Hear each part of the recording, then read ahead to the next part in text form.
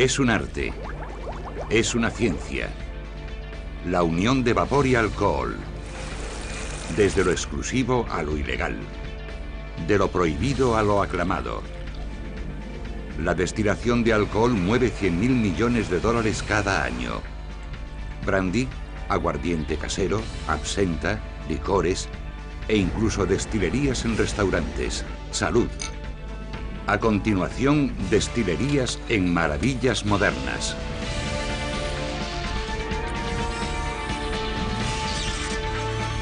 Maravillas modernas, destilerías. ¿Cómo se puede embotellar la magia? Durante siglos ha sido una obsesión para el ser humano. La destilación y elaboración del licor perfecto es un deseo que no tiene límites. Incluso el tiempo puede detenerse y conservarse en una botella. La bodega del sótano de nuestro chateau es un auténtico paraíso. Es muy importante para nosotros. Allí hemos creado una reserva con nuestros coñacs más antiguos, algunos de los cuales superan los 200 años. El más antiguo se remonta a finales del siglo XVIII, a la etapa de la Revolución Francesa. Desde la antigüedad, el proceso de destilación para extraer alcohol de ingredientes naturales como frutas y cereales es tanto una ciencia como un misterio. Las bebidas destiladas reciben el nombre de espiritosas, espirituosas, porque representan la esencia de aquello de lo que proceden. Así pues, la referencia al espíritu es, en cierto modo, algo mística. Se trata de un proceso bastante sencillo. En la destilación se separan unos líquidos de otros, convirtiéndolos en vapor a diferentes temperaturas. En el caso de los líquidos fermentados, el destilador ha de mantenerlos por debajo del punto de ebullición del agua, es decir, de 100 grados, para que el alcohol hierva a 78. El alcohol se evapora y sube hasta un condensador, en el que al enfriarse recupera el estado líquido. El alcohol destilado es la base de todo licor. Después de su obtención, será embotellado, envejecido, o bien se mezclará con otros ingredientes para crear una bebida alcohólica determinada. Una de las que nunca pasa de moda es el brandy. Su nombre proviene de la palabra holandesa brandywinge, que significa vino quemado. El brandy es la esencia destilada de un producto alcohólico fermentado que se obtiene normalmente de la fruta, pero que en ocasiones se elabora con otras cosas. Los orígenes del brandy se encuentran en los estados musulmanes del Mediterráneo de los siglos VII y VIII. Allí los boticarios árabes intentaron destilar uvas y otros frutos para fabricar licores medicinales. No obstante, el brandy que hoy conocemos fue desarrollado en el siglo XVI por vinateros holandeses y franceses. El vino que se fabricaba en la región de Cognac, que estaba cerca de la costa y que dio origen a lo que hoy llamamos Cognac, se transportaba por mar hasta Holanda, donde lo consumían los holandeses. Pero cayeron en la cuenta de que, a causa del largo viaje por mar, el vino no tenía la misma calidad cuando llegaba a Holanda. Además, transportar grandes cantidades era muy caro, por lo que a los productores de vino se les ocurrió la brillante idea de concentrar el vino.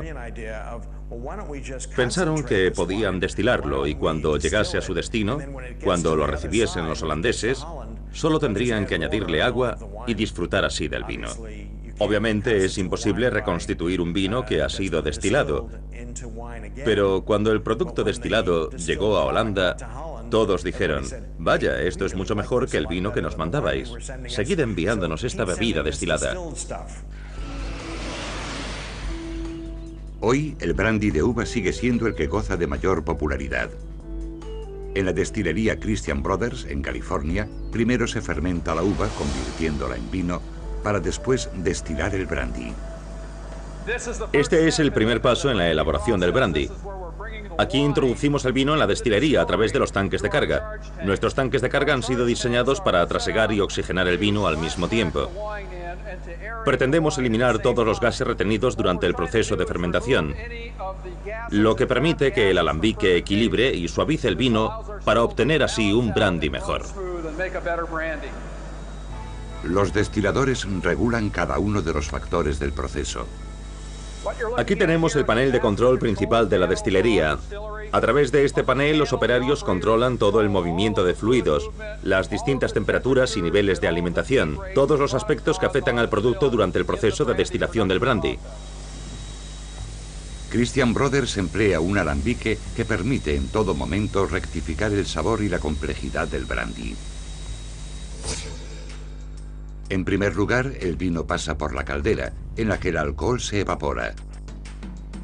A continuación, el vapor pasa a la columna de rectificación, en la que más de 2 docenas de platos de cobre, colocados horizontalmente, hacen las veces de alambiques independientes. Cada sección tiene una temperatura diferente que varía en torno a medio grado por plato. Cuanto más elevado es el plato, mayor es el contenido de alcohol. Cuando ha recorrido unas 3/4 partes del camino, se extrae el vapor antes de que alcance los 170 grados o una graduación del 85%, requisito legal para la producción de brandy. El vapor restante sigue ascendiendo hasta que se condensa y vuelve a caer por el cuello de cisne para recomenzar el proceso. El brandy contiene buena parte de las sustancias que se encuentran en el vino. Entre los atributos deseables no solo está el alcohol, sino que debemos tener en cuenta los aromas florales y frutales del vino que se concentran durante el proceso. El resultado es un brandy fuerte y de calidad a un precio asequible. Sin embargo, el brandy tiene un pariente deseable y exclusivo: el coñac, que proviene de la región francesa del mismo nombre. Una de las destilerías punteras en la elaboración de dicha bebida es Courvoisier, fundada en 1843. En esta región se produce una clase muy concreta de brandy. No todos los brandys son coñac, pero por supuesto el coñac es un brandy. Esto se debe a las peculiaridades del suelo y también al clima, que permite obtener una uva cuya destilación tiene como resultado un brandy diferente y muy especial. Cada uno de los aspectos del licor y de su destilación se ajusta a una estricta serie de normas, entre las que se incluyen los tipos de uva que pueden utilizarse en su elaboración. La principal es la Ugni Blanc, que es una variedad blanca. Es la más utilizada, ya que el 99% de las uvas proviene de esa variedad. También pueden utilizarse la Foille Blanche y la Colombard. Pierre Sarnovich supervisa el proceso de control de calidad del coñac de Courvoisier. Hay que prestar atención a los pequeños detalles en cada una de las fases del proceso, incluyendo la vendimia.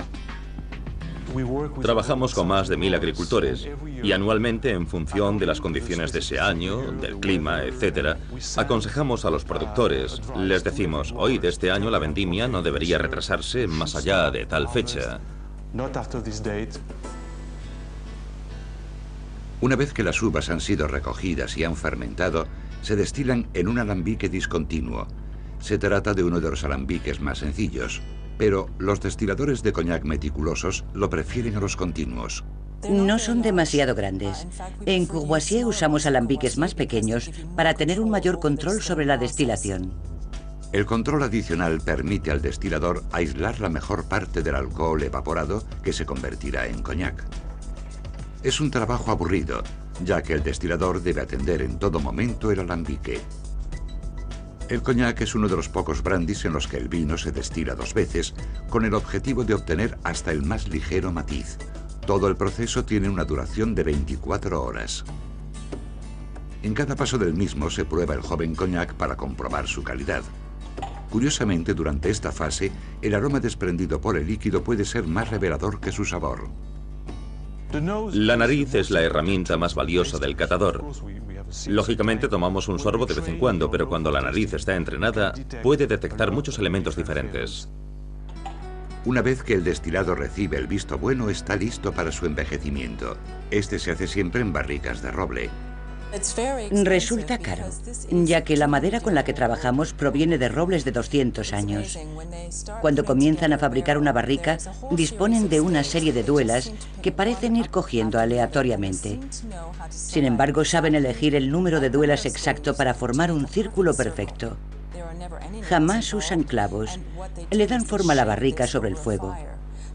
Así pues, mientras forman el círculo, también colocan la base, lo que les permite darle la forma correcta. Y una vez que el proceso ha terminado, siempre surge una barrica perfecta. Se presta semejante atención a las barricas porque es en ellas donde salen a relucir con el tiempo las principales cualidades del coñac. La porosidad de la madera permite que el aire entre en contacto con el licor, facilitando una lenta oxidación que le aporta sabor. El contacto con la propia madera también influye en el sabor y le da al coñac su color característico. El envejecimiento del coñac puede durar desde 3 hasta 80 años. Normalmente, cuando supera los 50 años, entre los 50 y los 70 o 75 años, alcanza su mejor momento. Entonces lo sacamos de la barrica para embotellarlo, ya que a partir de ese momento permanecerá inalterable. Una botella de coñac envejecido en barricas de roble durante 50 años puede costar más de 3.000 euros. Afortunadamente, no todos los coñacs de Courvoisier resultan tan prohibitivos. El último paso en la elaboración del coñac es el coupage. Cada remesa de coñac tiene cada año un sabor distinto, ya que varía con las cosechas. No obstante, el consumidor que adquiere un coñac de Courvoisier espera un nivel de calidad constante. Por esa razón, el catador principal combina las remesas de distintas añadas para que el sabor esté a la altura de las expectativas de los consumidores. En ocasiones visita la bodega de coñac del Château de Courvoisier para revisar antiguas añadas. No existe una receta, y por eso resulta tan importante la labor del catador principal y de su equipo. Cada año debe determinar qué cambios han de hacerse para mantener nuestro estándar de calidad.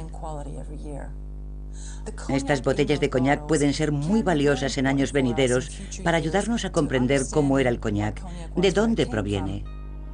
Una vez que el catador toma una decisión, se combinan varias remesas de cosechas diferentes en enormes cubas para dar al coñac el sabor deseado.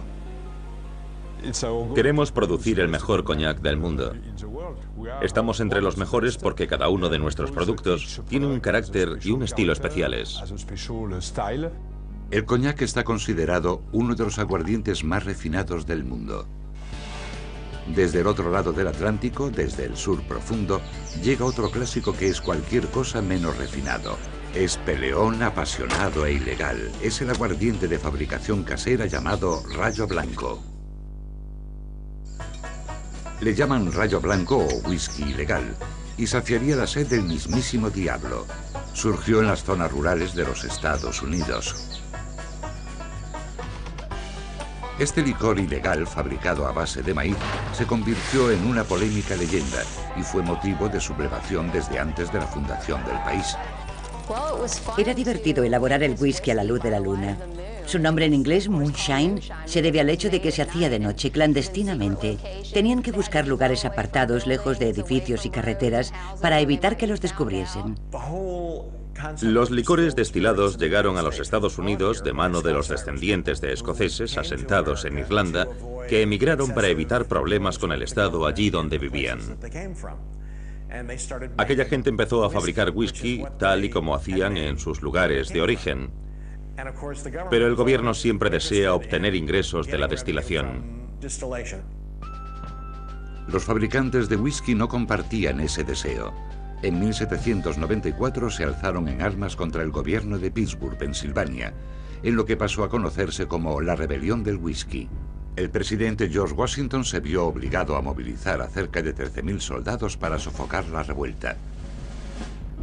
Los fabricantes no tardaron en ceder, pero no cejaron en su empeño de fabricar el Rayo Blanco. Para evitar el pago de impuestos, muchos buscaron refugio en lugares remotos, sobre todo en zonas apartadas del sur profundo. Durante la Guerra de Secesión, suministraron a numerosos soldados de ambos bandos su empeño de fabricar el valor embotellado que necesitaban para afrontar las grandes batallas. Cuando se prohibió la venta de alcohol en los Estados Unidos en 1920, con la llamada Ley Seca, el negocio del contrabando floreció. El Rayo Blanco se convirtió en la bebida favorita de las tabernas clandestinas que surgieron por todo el país. Aquello, sin embargo, terminó pronto. Cuando la ley seca fue derogada en 1933, los contrabandistas se vieron obligados a afrontar la penosa situación financiera en la que se encontraba el país inmerso en la Gran Depresión. Aunque las grandes ganancias de las tabernas clandestinas eran historia, los fabricantes ilegales sí pudieron ganar algún dinero en zonas en las que no había trabajo. El dinero escaseaba. No había forma de ganar dinero. Eran malos tiempos, pero se podía fabricar algo de licor. En algunas familias, la destilación de licor ilegal es una tradición que se ha ido transmitiendo de generación en generación. Creo que tendría unos 6 o 7 años la primera vez que vi un alambique. Estaba con mi padre. Él me enseñó a usarlo, al igual que él lo había aprendido de su padre, y así sucesivamente. Además del dinero extra que obtenían del licor, muchos encontraban el trabajo emocionante. Yo no era más que un niño entonces.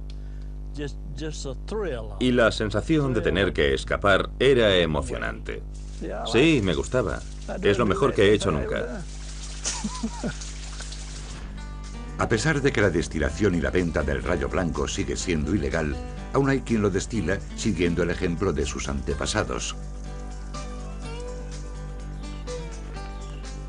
Dwight Birding proviene de una familia de destiladores ilegales.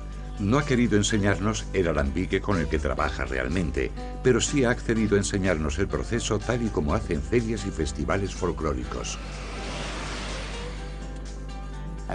Este alambique tiene unos 80 años. Pertenecía a mi tío abuelo. Una de las partes más importantes del proceso es la preparación de la malta. Aquí tenemos los dos ingredientes principales, harina de maíz y brotes de maíz. Los mezclamos con agua y este es el resultado.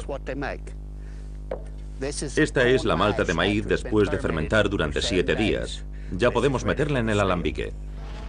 Hoy, los destiladores que no se ajustan a la tradición emplean también pienso para cerdos con bajo contenido proteínico en lugar de la harina de maíz, ya que resulta fácil de conseguir y no hace falta molerlo. El proceso de destilación es sencillo, es en su ejecución donde se demuestra la destreza de cada uno.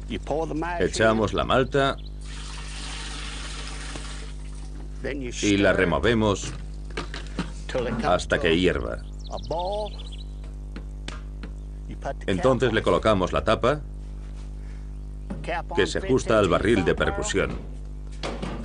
Eso es. Después hay que sellar las rendijas con un trozo de llanta. La malta se cuece en el alambique hasta que el vapor comienza a pasar por la cubierta y llega hasta el barril de percusión. El barril de percusión recibe su nombre del ruido atronador que hace. Está diseñado para depurar las impurezas que puedan provenir de la malta. Si se fuerza demasiado el alambique, si el fuego es demasiado fuerte y provoca un hervor excesivo, rebosará lo que se conoce como vómito, que acabaría en el condensador de no ser por el barril de percusión que lo atrapa. Posteriormente, el vapor del alcohol pasa a través del conducto de cobre. El vapor asciende a través de la tubería del condensador. El interior del condensador es frío y contiene agua. Entra agua fría y el vapor la está calentando. El agua fría sale por aquí y entonces el vapor se convierte de nuevo en líquido y ya tenemos el alcohol. Ya está listo nuestro rayo blanco. Este licor ilegal carece de adornos de ningún tipo. Pocas veces se envejece y puede beberse en cuanto sale del alambique. Puesto que no descansa en cubas, tampoco adquiere ningún color especial. De ahí su tono claro que le da el nombre de rayo blanco. Desde el fin de la ley seca hasta la década de los 50, la gente siguió bebiendo whisky ilegal en algunas de las grandes ciudades del sur, por lo que hacían falta conductores que transportasen el licor a bordo de coches trucados. Los transportistas de whisky eran como héroes en esta zona del país y casi todos los jóvenes se ganaban la vida de esa manera. A pesar del aura de glamour que lo rodeaba, se trataba de un trabajo peligroso. Los inspectores fiscales podían acechar detrás de cualquier esquina. Los inspectores fiscales eran como los federales de la época de la ley seca. Eran duros e iban armados, querían dinero y no aceptaban un no por respuesta. Si contabas con un coche rápido, podías hacer viajes continuamente sin perder dinero. Pero si no lo tenías, te cogían y se llevaban el coche y el whisky, y encima te detenían. Así que pronto llegamos a la conclusión de que no quedaba otra alternativa que utilizar un coche rápido y al mejor conductor posible. Para evitar la detención, los contrabandistas hacían todo lo posible para disimular sus coches. Se colocaban grandes ballestas y amortiguadores. Se reforzaba todo bien para que a simple vista no se notase nada raro cuando llevabas una carga a bordo. Una de las consecuencias más espectaculares del negocio del contrabando fueron las carreras de stock cars o coches de serie. Junior Johnson fue conductor de contrabando y acabó convirtiéndose en una figura de la NASCAR. La mayoría de los chicos salió de la NASCAR. Lo del contrabando servía sobre todo para fanfarronear. No se ganaba demasiado dinero con eso. Todo lo que habíamos aprendido con el peligroso contrabando de whisky nos fue muy útil en el circuito. El alto octanaje del NASCAR y la alta graduación del Rayo Blanco no se parecen en nada a una bebida del siglo XIX llamada absenta, ni en el contenido alcohólico ni en la polémica que suscitaron. El equivalente parisino del Rayo Blanco estadounidense es el Hada Verde. Le llaman el Hada Verde. La absenta es una bebida destilada con un elevado contenido alcohólico y sabor a anís, que supuestamente tiene cualidades psicotrópicas. Ocupa un lugar especial en la historia de las bebidas espirituosas o espirituosas como uno de los licores más polémicos de todos los tiempos. Sin embargo, no siempre fue así. Hubo un tiempo a finales del XIX en el que la absenta era una de las bebidas más populares del mundo occidental. Compañías como Pernod Ricard producían más de 30.000 litros diarios.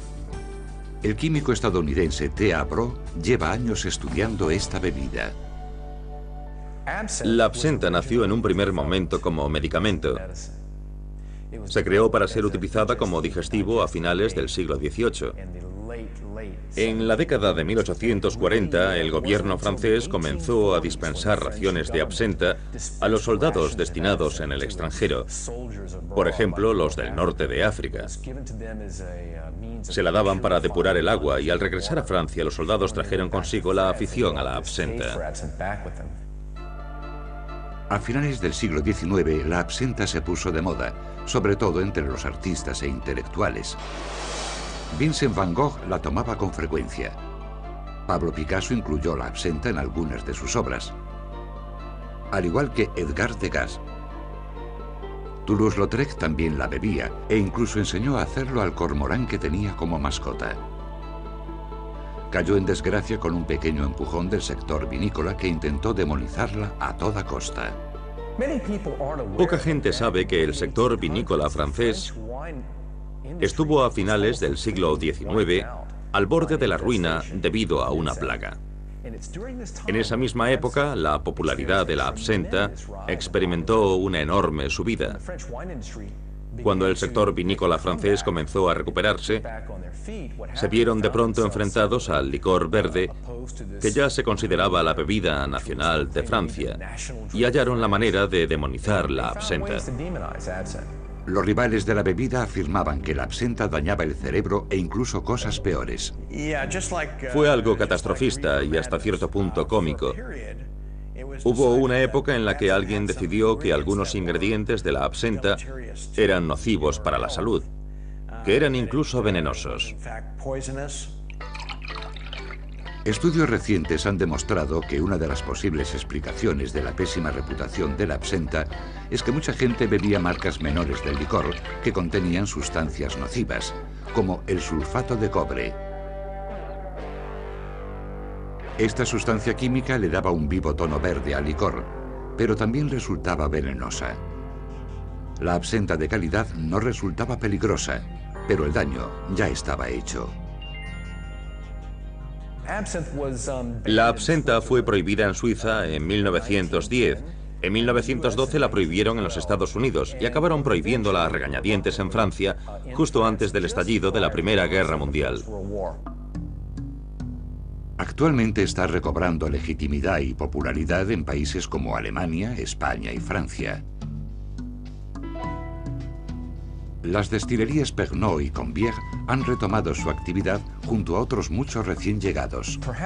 La prohibición de la absenta más importante fue quizá la de Europa Occidental, que se ha levantado desde la instauración de la Unión Europea, que ha tipificado todas las leyes relacionadas con alimentos y bebidas y que ha vuelto a legalizar la absenta.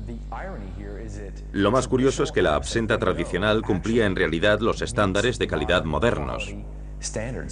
No sucede lo mismo en los Estados Unidos. La situación legal de la absenta en los Estados Unidos sigue siendo difusa, dado que las normas que tendrían que definir el contenido de la absenta siguen siendo ambiguas y vagas. De hecho, el gobierno estadounidense ha adoptado la postura de que la FDA, el Departamento de Drogas y Alimentos, no aprobaría la venta de absenta en los Estados Unidos. Es posible que cambie de opinión, pero esa es la situación actual. En la localidad de Saumur, en el Valle del Loira francés, Brot está destilando una versión de calidad superior de la absenta en la destilería Combier. Sentía un enorme interés por determinar a través de la química moderna, sobre todo de la química forense, qué contiene esta bebida. Quería comprobar a través de la química moderna la veracidad de las acusaciones sobre los efectos nocivos de la absenta. Y no he encontrado nada. La fase inicial de la investigación de Brot se vio dificultada por la escasa disponibilidad de absenta de calidad desde su prohibición, hace casi un siglo. Tampoco resulta fácil dar con recetas apropiadas para elaborar el licor. Mis primeros intentos de elaboración de absenta a pequeña escala se basaron en recetas centenarias que no tenían más que 1 o 2 párrafos. Al principio no tenía forma de contrastar el éxito de las mismas, hasta que me hice con varias botellas sin abrir de la mejor absenta del siglo pasado.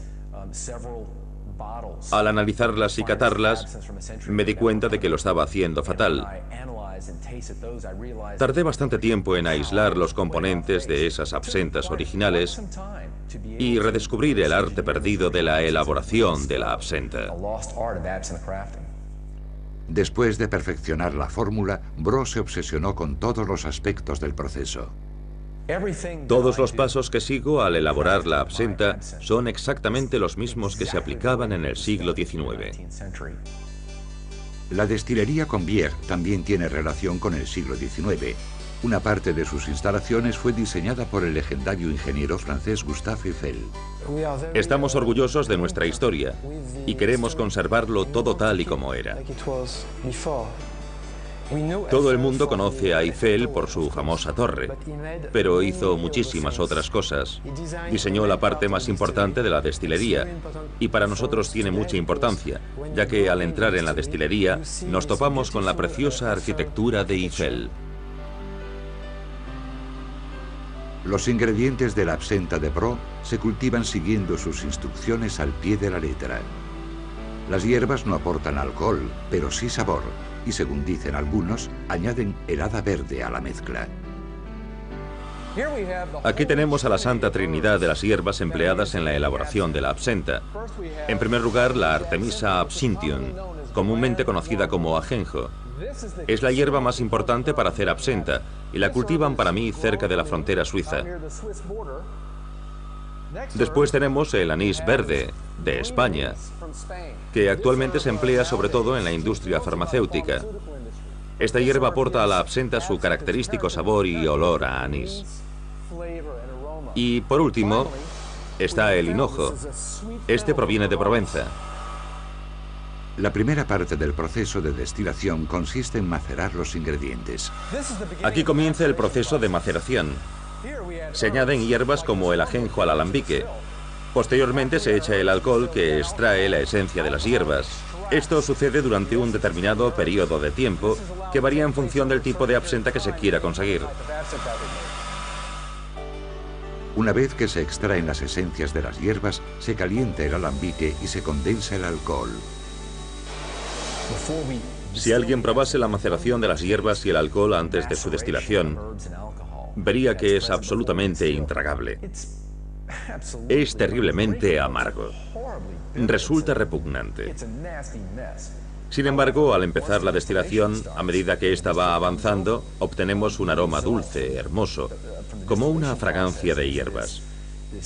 Es como capturar la primavera alpina en una botella. El destilado se condensa y se recoge para proceder a su coloración. Uno de los métodos de coloración de la absenta implicaba el uso de cierta mezcla patentada de hierbas que se colocaba en una enorme bolsa de té y que se ponía a remojo en la absenta destilada. Después de la coloración se hace el coupage y se embotella la bebida para su distribución. Ahora os mostraré cómo se ha de preparar una copa de absenta tal y como se hacía tradicionalmente. Lo primero que debemos hacer es coger nuestro vaso de absenta. En este caso tenemos una copa de 2 piezas que recibe el nombre de bruil. Llenamos la copa con unos 50 mililitros de absenta. Colocamos la parte superior de la copa, la llenamos de hielo y añadimos agua fría que se filtra lenta y suavemente a través del hielo y que crea ese efecto turbio que se asocia con la absenta de calidad. El agua fría libera las esencias disueltas en la absenta. Cuando hayamos añadido suficiente agua y la bebida se haya enturbiado por completo, nuestra copa de absenta estará lista. ¡Salud! El sector más dulce del negocio de la destilación es el de los licores. Estos, más remilgados, correctos y legales que la absenta, son la forma perfecta de comenzar o acabar una buena comida. Entre las bebidas espirituosas, los licores son los que mayor variedad presentan y también se hallan entre las de mayor antigüedad. Ejemplifican el concepto en el que se basan las bebidas alcohólicas. La idea originaria de las bebidas destiladas era que concentrasen la esencia de uno o varios sabores. Un licor de melocotón, por ejemplo, es la forma perfecta de recordar durante el invierno el delicioso sabor del melocotón, que solo se podía consumir en verano. Con su desenfadada combinación de alcohol e ingredientes naturales, las posibilidades son ilimitadas en lo que respecta al sabor. Podemos dividirlos en hierbas y frutos secos. Por ejemplo, están los de avellana, los de café, los de frutas. Ese es probablemente el grupo más amplio. Existen licores de prácticamente cualquier fruta que se nos pueda ocurrir. Los licores tienen su origen en bebidas que se elaboran desde antes del año 800 a.C. y se hacían con hierbas y frutas. A partir de la Edad Media comenzaron a destilarse y fue entonces cuando algunos monjes, por ejemplo, comenzaron a elaborar licores de hierbas que se utilizaban principalmente como remedios medicinales. A lo largo del siglo XVI, ciertas personas influyentes comenzaron a promoverlos. Catalina de Medici era muy aficionada a los licores. Su figura contribuyó decisivamente a popularizarlos. Los licores viajaron desde Occidente hasta Oriente cuando Pedro el Grande de Rusia los introdujo en su corte en 1696. En el siglo XX triunfaron en todo el mundo, sobre todo entre el público femenino, que los prefería a otros licores por su dulzura. Actualmente son populares entre hombres y mujeres, especialmente desde que revolucionaron el mundo de los cócteles. Es indiscutible que los cócteles actuales existen gracias a los licores. Sin ellos uno ha de beber vodka o ron o tequila a palo seco. No es que tenga nada de malo, pero si se busca otro tipo de sabor es necesario recurrir a los licores. Los grandes productores de licores, como Hiram Walker, elaboran licores de infinidad de sabores al gusto de toda clase de paladares.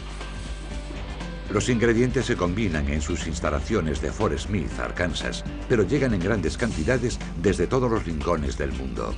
Llegan ingredientes desde todas partes de Norteamérica e incluso algunos de nuestros productos provienen de Francia. Uno de los elementos esenciales en la elaboración de licores es el alcohol neutro del grano, que es el alcohol base que lleva la bebida.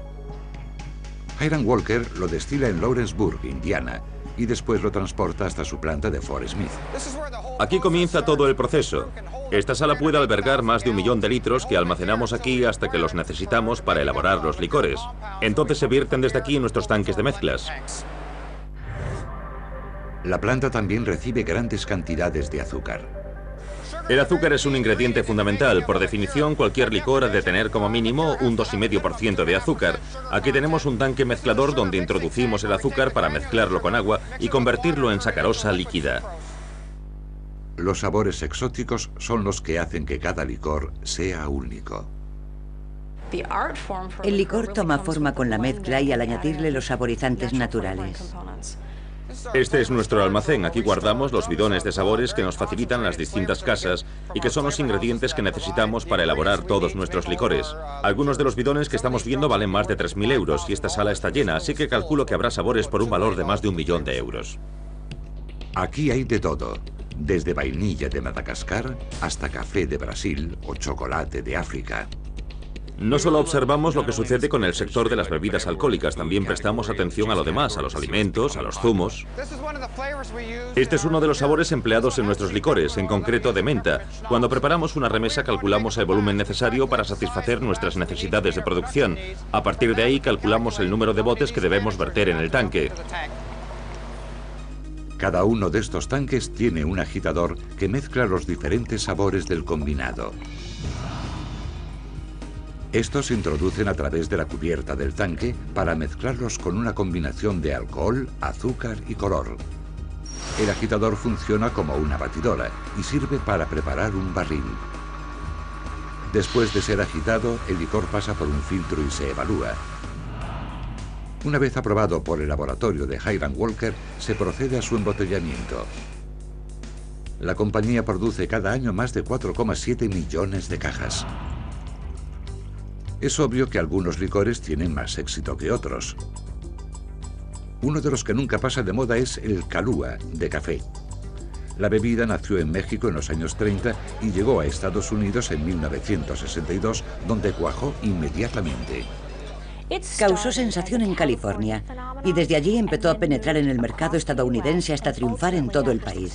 Después decidimos comercializarlo a nivel internacional y hoy triunfa en todo el mundo. La clave del éxito de este licor reside en el empleo de granos de café de la variedad arábiga. Importamos los granos de café de Veracruz, México.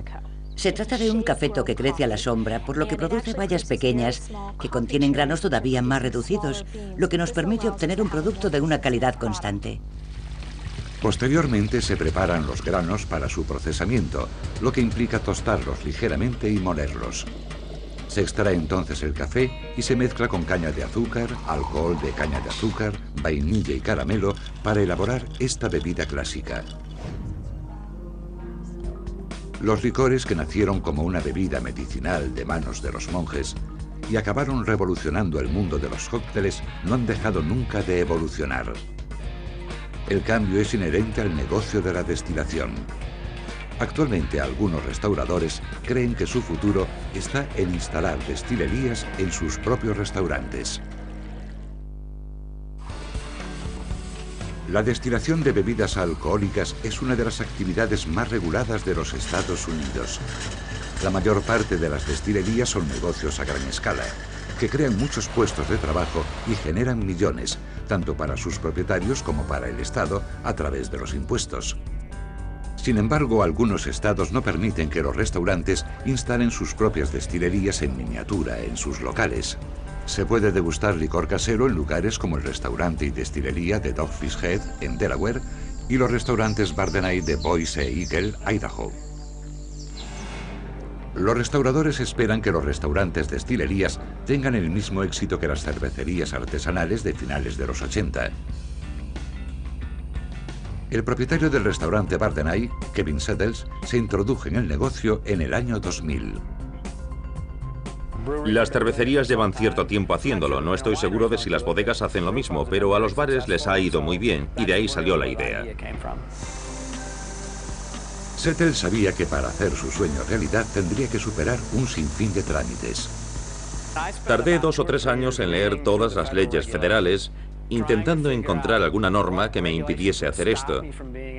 Después de mucho estudiar el tema, me di cuenta de que lo único que le preocupa al Estado son los impuestos, que son altísimos en el caso de las bebidas alcohólicas. Sabíamos cómo conseguir que se sintieran cómodos con lo que hacemos aquí, garantizándoles que cobran todo lo que se les debe y que cada uno de los productos que producimos cumple las leyes federales. Después de conseguir el permiso estatal y federal, el reto era conseguir la aprobación de sus clientes. La destilación no es algo que uno pueda hacer en su casa, hay que invertir mucho tiempo para conseguir un buen producto. Como lo producimos en el propio bar, podemos ofrecerlo en la barra y ver si el cliente pone mala cara, en cuyo caso apartamos el producto y volvemos a trabajar en él. Uno de los licores de la casa más populares es el ron Bardenay. El destilador Scott Prober utiliza un alambique discontinuo. Este es un alambique de eau de vie. Sirve para destilar brandies y aguardientes. También se puede elaborar whisky y ron. Son bebidas de sabor muy intenso. Todas las bebidas de Bardenay se hacen íntegramente en el local. Ahora cojo la caña de azúcar. Es un ingrediente de primera dentro de la destilación, sobre todo si se está elaborando ron. Tiene una fermentación muy limpia, deja espacio a los alcoholes neutros. Entonces meto el azúcar en este cubo para removerlo y asegurarme de que se disuelve adecuadamente para la fermentación.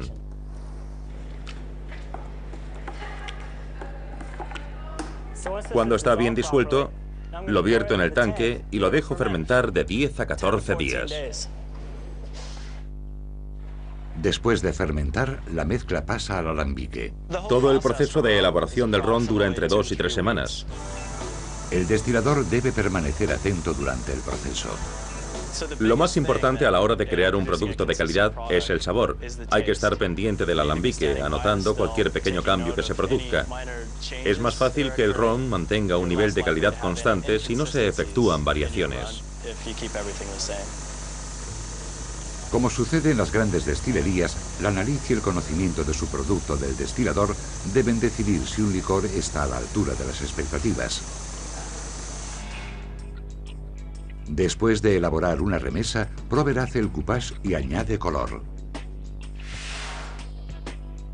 A continuación, el ron se embotella a mano. La bebida no pasa directamente al bar, sino que se envía a un depósito estatal donde es sellado y registrado a efectos fiscales. El restaurante Bardenay se lo compra entonces al Estado para poder vendérselo a sus clientes. El licor, destilado artesanalmente en Idaho, ha causado sensación en el restaurante. He probado muchas bebidas y creo que han hecho un gran trabajo. Es realmente único. Vemos cómo lo elaboran, vemos cómo funciona la destilería y es divertido, pero es que encima está realmente bueno. Es un producto exclusivo y eso no lo ofrecen en muchos restaurantes. Tardamos 2 o 3 meses en darnos a conocer, pero a partir de entonces nos va muy bien. Brindamos por ello. Tanto si hablamos de un viejo pero delicioso coñac, como de un nuevo licor de moda, son el resultado del esfuerzo de personas que tratan de embotellar un poco de magia.